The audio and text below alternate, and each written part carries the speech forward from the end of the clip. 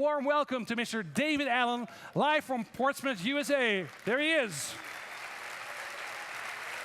Hi, David. How are you? Hi, Ben. I'm fabulous. Thank you. So actually, what are you doing at the moment in Portsmouth, if I may ask? My wife and I every so often do a sort of a health retreat. We go to a clinic that does all kinds of wonderful alternative stuff, you know, energy and oxygen and blood and all kinds of really cool things. So, we do that every so often, and we do it here in Portsmouth. You look 10 years younger since the last time I saw you. Really? Oh, that's nice. Yeah, well. And the other thing I heard is that you're putting up something in Amsterdam in a few weeks, June 20th, 21st, in Amsterdam, the GDD Summit. Can you tell a few things about that? What are you working on? What is the GDD Summit? Yeah, well, I don't do this on a regular basis, but 10 years ago we did this in San Francisco because I wanted to sort of raise the flag and allow the folks who sort of bought into the GTD methodology then to come together with a number of great speakers that we had. And it was a fabulous event. We decided not to do another one because it was so unique. We wanted to kind of leave that as a legacy. And then, fast forward 10 years later, now we've become global. We're doing work all over the world. We've got licensees in 60 countries that are delivering our trainings. And so we said, look, I guess, and come on, Ben, I'm 73. I'm probably not going to do this again. And so this is kind of a swan song, if you will, to bring all of these folks together because most of them have not met each other. And we have as you probably have seen, a wonderful raft of presenters, all of whom are friends of mine and champions of GTD and the methodology. People like, Charles Duhigg and Dan Pink and Marshall Goldsmith and lots of really very, very cool folks. So it's going to be quite an event, 2 days in Amsterdam, and there's no better place to do it than Amsterdam, as you know. Ik woon in Amsterdam nog 5 jaar, so. Yeah, great. Hey, David, we've prepared some questions for you. We got about, let's say, 15, 20 minutes together. And there are some folks in the audience who want to ask questions, but I got a few questions prepared as well because, of course, in preparing for this event, you compile a lot of stuff and a lot of questions as well. And one of the things is, actually, we talked about strategy for about 1.5 hours now, and about all kinds of ways of dreaming up new ideas, thinking up new stuff. But everybody knows that coming up with a new idea is one thing, but really implementing it, that's another thing. Could you share some advice, some things that you've learned along the way, of which you say, well, that's probably one of the first 1 or 2 things that you need to do if you really want to implement a good idea? What would your advice be? Yeah, well, if you brought me in as a coach or consultant to anybody, I would say, first of all, what is the plan? What is the strategy? What role is responsible for producing that strategy or that plan? And what role, if different, is responsible for implementing it? You need to know what the role is, and then you can then go back to whoever is holding the role and essentially put their feet to the fire and say, okay, great, pull out the plan right now. What's the next action on all the moving parts? And let's see how real it actually is. People often mistake long-term as someday maybe. Long-term plans are right now plans. And boy, I can tell you, thousands of hours I spent one-on-one, Ben, with some of the best and brightest executives you've ever met. And every one of them, without exception, has had at least 3 or 4 key initiatives that are hung up, and they're the bottleneck, because they've yet to make a next action decision about who owns what piece and how do they get that going. And so oftentimes things constipate uphill, not down, because oftentimes it's harder to make a decision about what you need to do, but you need to get very real and very concrete. Who owns it? What is the desired outcome? Also a great question. What would this look like if the plan were totally successful? Has that been really defined? And many times plans and strategies go awry because the world has changed, but they didn't change the plan or strategy. And then people just subliminally don't buy into it because the world has changed and they have to change with it. So as you know, the speed of change is speeding up. And so being able to keep those plans and keep those strategies current. So if I'm sitting down with an executive, I say, hey, got a strategic plan? And by the way, if they don't, I don't care. That's up to them. They may just be playing it ad hoc. And, Paul McCartney said at one point he never had a plan in his life, and he did okay. Plans and strategies have sometimes been put on a pedestal they don't deserve. Or let's put it this way. in the world that we're in right now, that's moving so fast with so many different variables, keeping those things current and fresh and alive is a job in and of itself. So somebody has to do that, make sure that happens. By the way, the lights just went off in my room, so. Oh, that's great. There you are again. Well, maybe that the guy on our side did that because I wanted to ask you a question, so we wanted to signal maybe something to you. I don't know.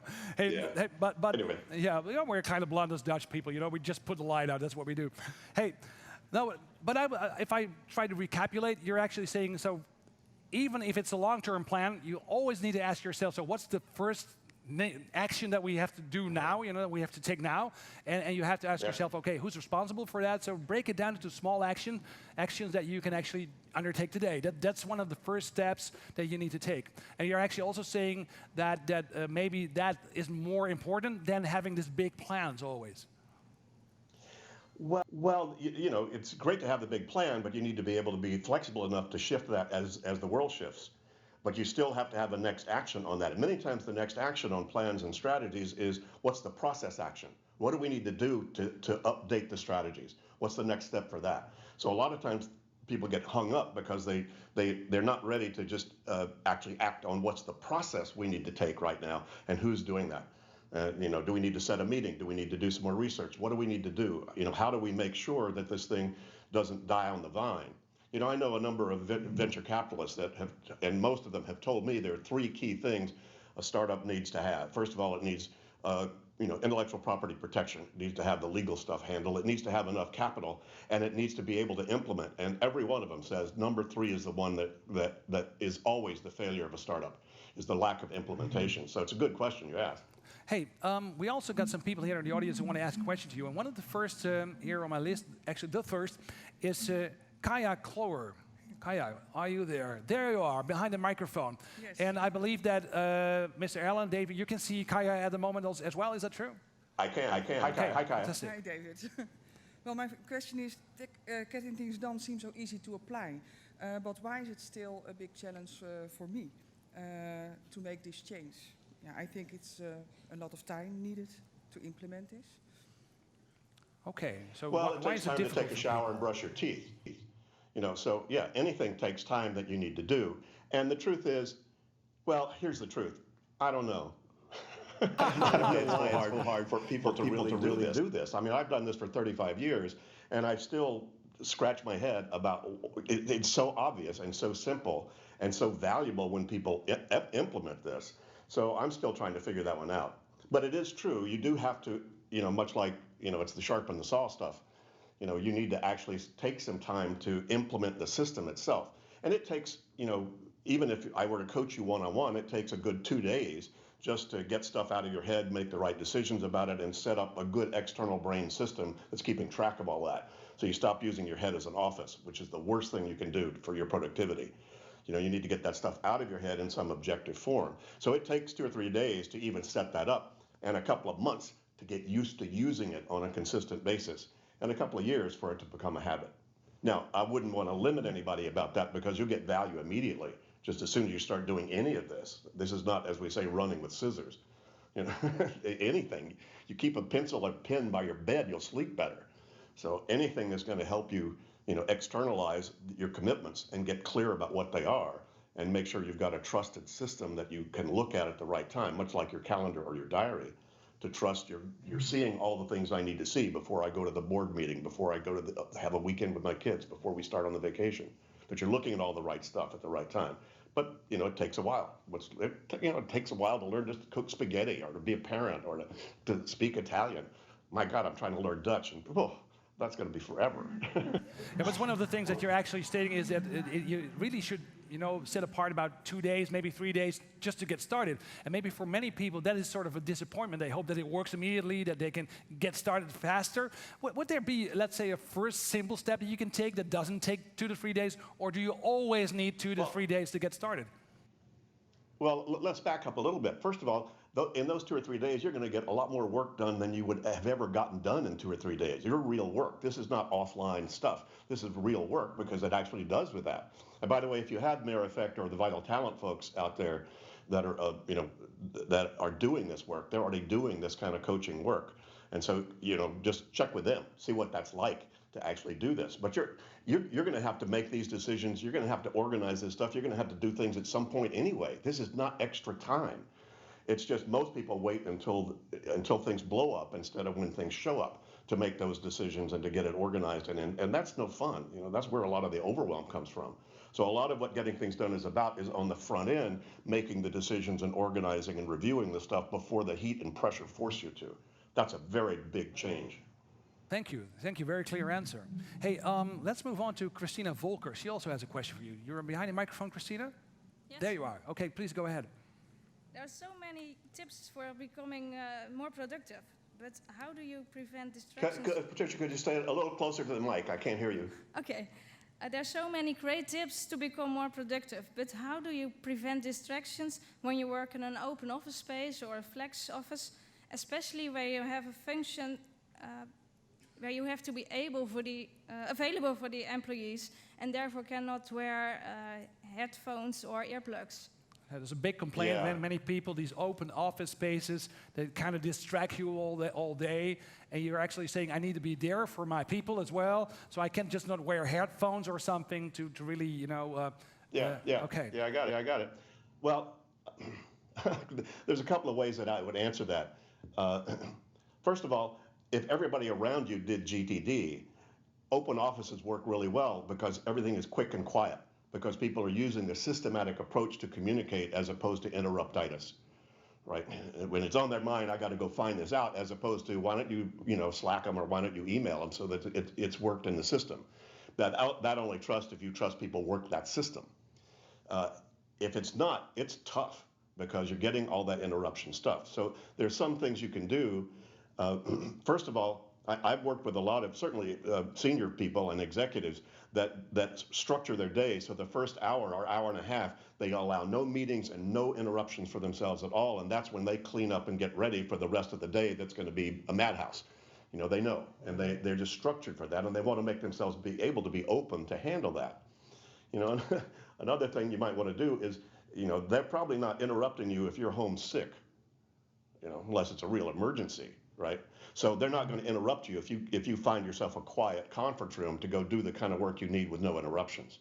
So you might want to try to find a way to structure that, as you're looking at your week and say, God, I got to have 2 hours of quiet time in order to be able to handle this project or handle this plan or do whatever I need to do. And then you just need to be accountable to yourself to make sure you manage that really well.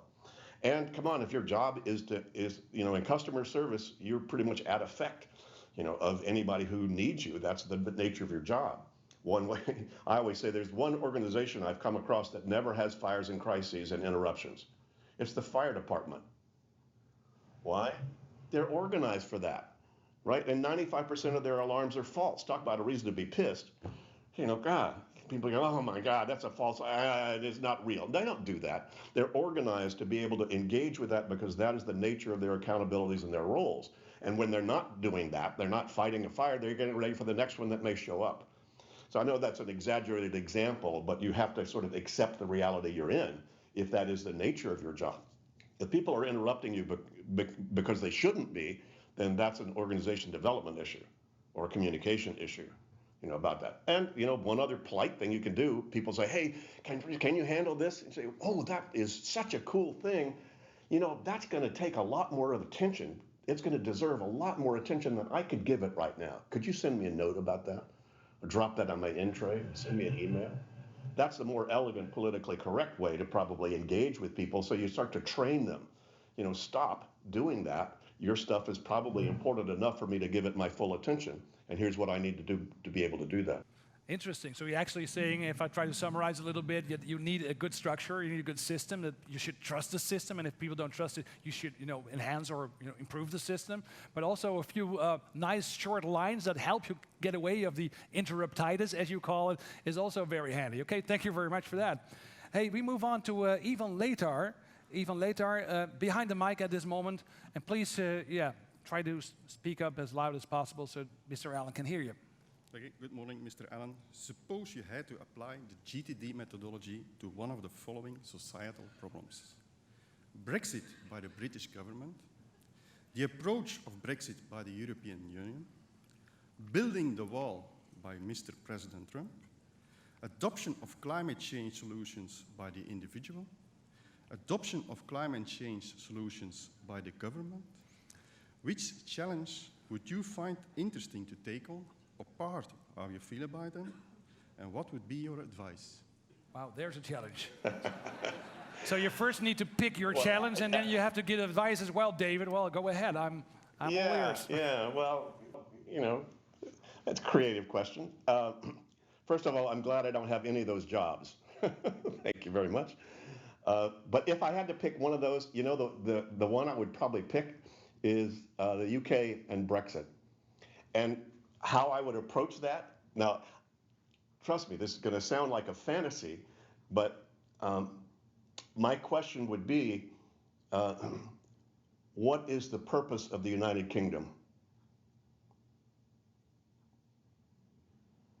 Unless you answer that question, you don't know how to answer whether Brexit's a good thing or not. What's the come on, cynic stuff. You were just talking about this, Ben, right? What's the purpose? And I bet nobody has ever really asked themselves that. You've got a lot of people playing, well, the purpose is to recreate the United Kingdom, you know, around the world and our imperial world. Somebody else is going to go, well, no, the purpose of the government is to make sure we're all safe and happy in a global environment. But somebody's got to make that decision. Otherwise, you're not going to have any decision-making criteria. I had a small example of that. I was asked to give a training for a small town in Massachusetts several years ago. And one of my questions was, I said, do you have trouble making decisions? You know, because it was a little consensus kind of thing, and people raised their hands, and they said, oh yeah, it's so hard to make decisions and about that. I say, well, the first thing you need to get clear about is what's the purpose of your town? And people scratching their heads, going, nobody ever asked, they never asked themselves that. And it turned out that even after that 2 days that I worked with them, they created a committee called Granville 2020. They created a committee about what they would like their town to be like in an ideal vision in the year 2020. That's actually next year, but this was 15 years ago, I think, or 20 years ago when I did that. But it actually produced that kind of profound result. Now, again, fantasy, if you could ever get the right people in the right room, you know, to talk about the United Kingdom. But quite frankly, this is just going to keep pushing up against that. And when somebody comes to that choice, see, the EU, quite frankly, did that to some degree. There was a reason for the EU to get created. And I think they're way ahead of the game simply because of that. That's interesting, and you're right. Nobody ever asks that question when it comes to governments. But it's if you don't make that, if you don't ask that question, you don't have a purpose. How can you decide whether a decision is right or wrong? So totally agree. And it ties very closely to your values. Come on, I live in the Netherlands right now, which is my favorite country. It's a place I intend to stay. It's one of the few places in the world that still has a global consciousness and still has the openness that the country does right now. That's why I'm in love with the country. I'm in love with the city. I wouldn't want to be anywhere else right now, simply for that reason.